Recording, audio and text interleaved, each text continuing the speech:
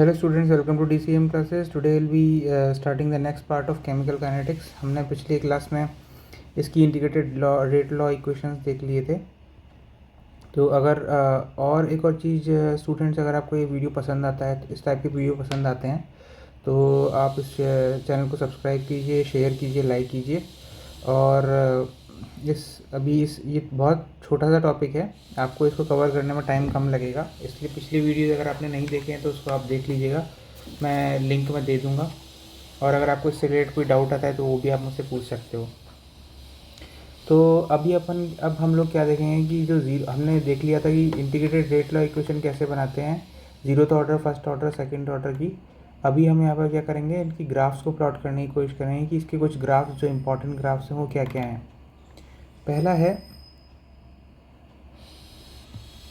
Graph है for the zeroth order reaction, the graph of AT versus T। AT आपको पता है क्या होता है, AT is the concentration of reactant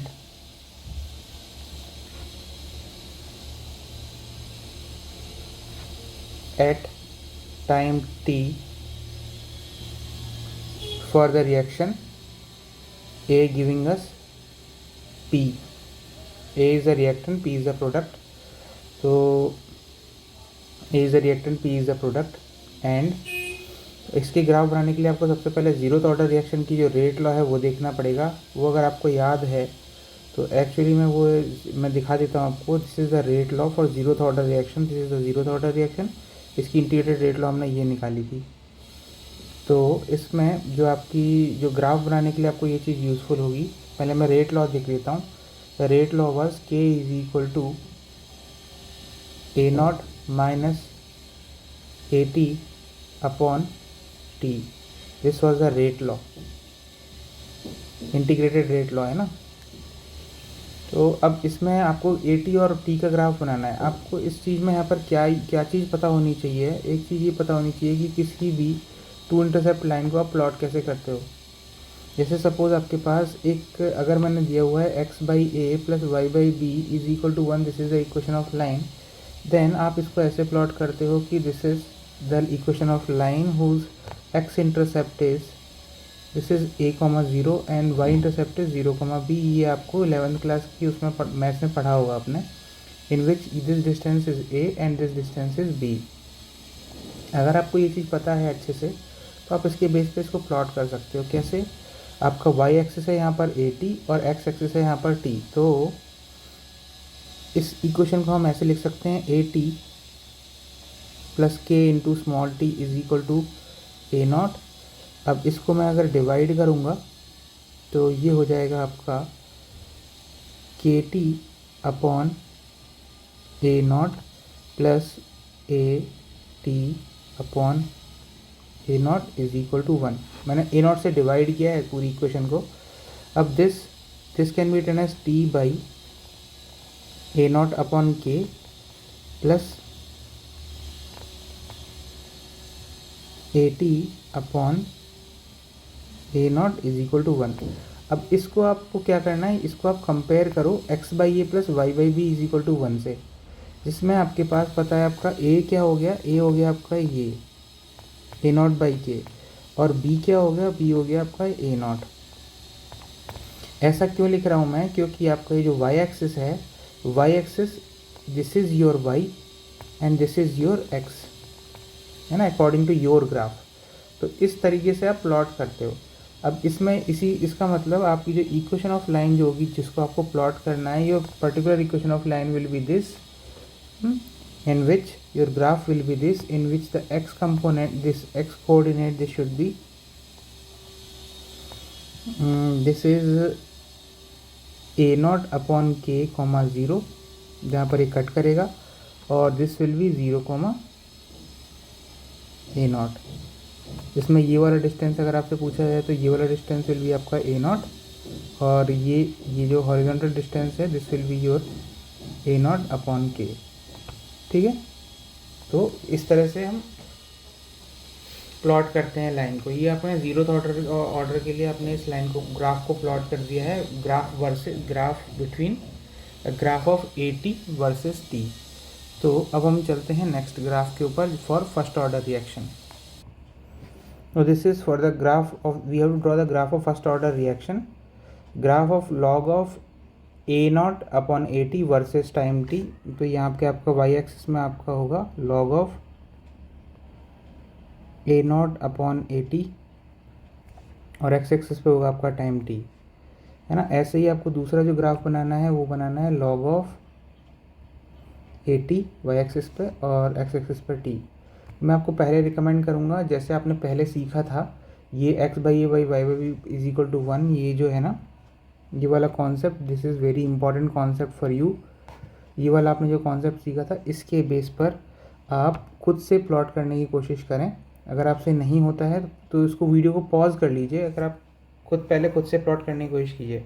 कैसे प्लॉट करेंगे, आपको पता है कि फॉर फर्स्ट ऑर्डर रिएक्शन जो इंटीग्रेटेड रेट लॉ इक्वेशन होती है, that is 2.303 upon T log of A naught upon A T. ये मैंने पिछली क्लास में आपको समझाया था। अब आपको ग्राफ बनाना है किसका, log of A naught by A T Y axis पर और एक्स एक्सिस पर टी है। तो इसको आप पहले तो इसको बॉक्स बना लीजिए, क्योंकि ये आपकी इक्वेशन है। तो पहले for first graph what we will do is, for graph 1 log of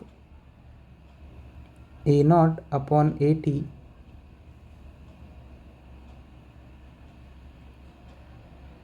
minus K T is equal to 1/2.303 आ जाएगा आपका।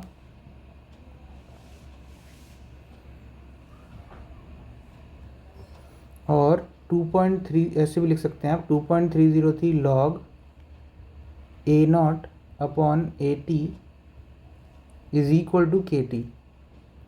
ठीक, ये आपका क्या है, this is your y and this is your x। तो ये क्या हो रहा है आपका, ये आपका बन रहा है y is equal to M X की लाइन। अब y is equal to M X की लाइन क्या होती है, इसमें m क्या होगा, इसको मैं और लिख देता हूँ अच्छे से। This can also be written as log of A naught by A T is equal to K by 2.303 into T. ये लिख दिया मैंने। तो अब आपका ये हो गया, ये क्या है, this is your y and this is your x, ये और ये हो गया आपका m। तो m इज़ ए कांस्टेंट। तो ये क्या है, this is the equation y is equal to M X. आपको अगर स्ट्रेट लाइन पता होगा तो this is the equation of line which is passing through the origin and having a slope of m। Slope of m क्या होगा, m is equal to, if this angle is theta, m is equal to tan theta, जिसकी value है आपकी k by 2.303। तो ये आपका ये वाला ग्राफ हो गया। अब सेकेंड ग्राफ बनाते हैं। Second graph is your log of A T upon T. पहले इंटीग्रेटेड रेट लॉ लिख देते हैं, k is equal to 2.303 upon T log of A naught upon A T. यही था ना, ठीक है। तो आपको ग्राफ बनाना है लॉग ए टी और टी का। तो इसको आप कैसे लिख सकते हो, K T is equal to 2.303 into log of A naught minus log of A T. ठीक है, तो ये हो गया आपका क्या, के टी अपॉन 2.303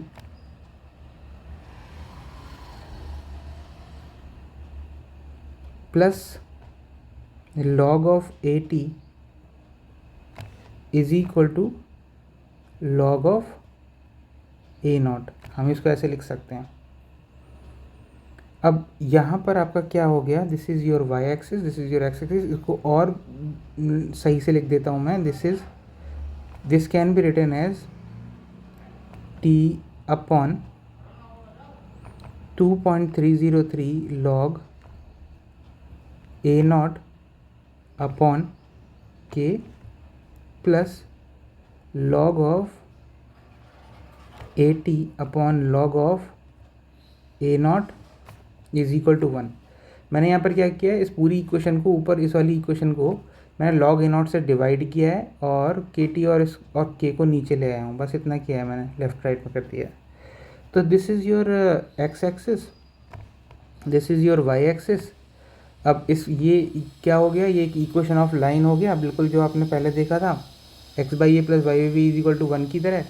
तो ये एक इक्वेशन ऑफ लाइन है जिसका जो x कोऑर्डिनेट होगा, this x intercept will be 2.303 log A0 upon k, 0 and y intercept will be 0, log of A0। ठीक है, जिसमें से ये जो डिस्टेंस होगा वो हो गया आपका log ऑफ A0, और यहाँ पर ये जो डिस्टेंस हो गया ये हो गया आपका 2.303 log of A0 upon k। तो इस तरह से हम ग्राफ्स को प्लॉट करते हैं। तो ये जो दो ग्राफ्स हैं ए और बी, ये दोनों ग्राफ इंपॉर्टेंट हैं आपके फर्स्ट ऑर्डर के लिए। इसके बाद जो एक और कॉन्सेप्ट जो इम्पॉर्टेंट है वो है आपका सूडो फर्स्ट ऑर्डर रिएक्शन। तो pseudo first order reaction is what is pseudo first order reaction? Pseudo first order reaction के लिए मैं पहले एक डमी रिएक्शन लिखता हूँ। This reaction is C12H22O11 plus H2O is giving you C6H12O6 plus C6H12O6. This reaction is, this is your sucrose, this is water, this is your glucose and this is your fructose. ये भी important नहीं है कि glucose fructose ये सब क्या है।